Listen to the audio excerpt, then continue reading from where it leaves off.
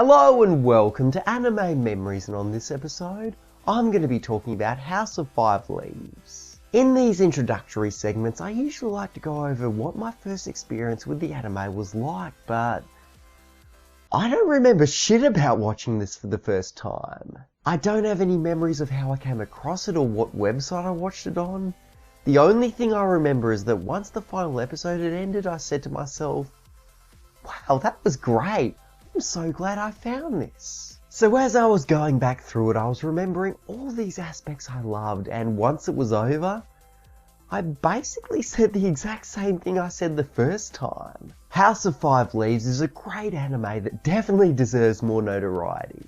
Masanosuke is a skilled swordsman who has a serious case of social anxiety which has caused him to be let go of every job he's ever gotten.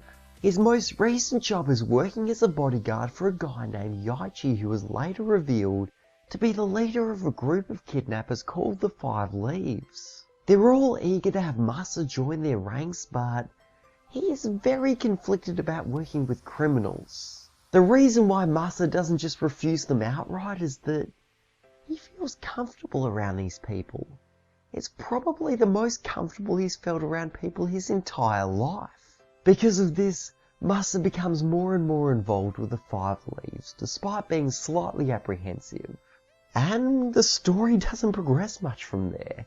The main focus of the show is the dilemma Masa has about whether or not he should fully join the Five Leaves. And to help him make that decision, he tries to discover more about his colleagues through having conversations with them. It's very much a character-driven anime like Cowboy Bebop or Black Lagoon.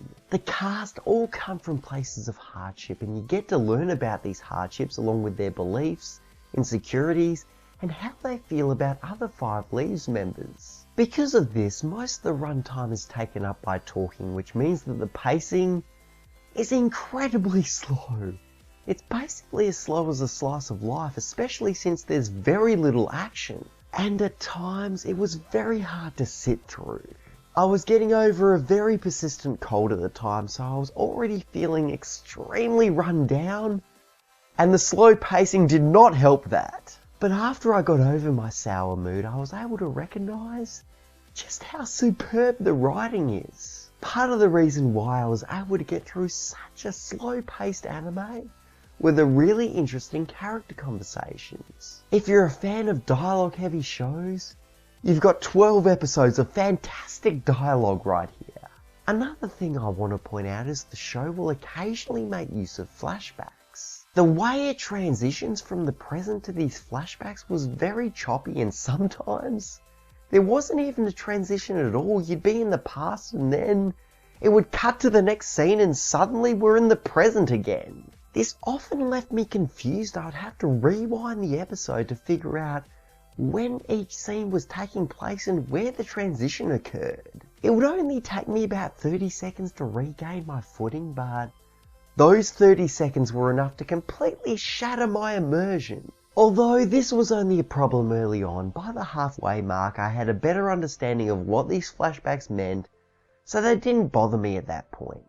Now, in order to make a great dialogue-heavy anime, you need a great cast of characters, which House of Five Leaves definitely has. There's a diverse set of personalities, all of which become infinitely more interesting as we learn more about them alongside the protagonist Masa.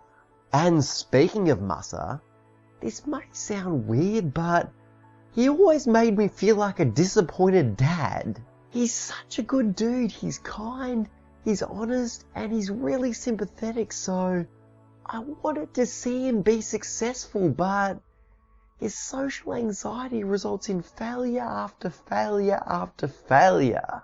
Masa, I'm not mad, I'm just disappointed. Yaichi, on the other hand, is much harder to figure out.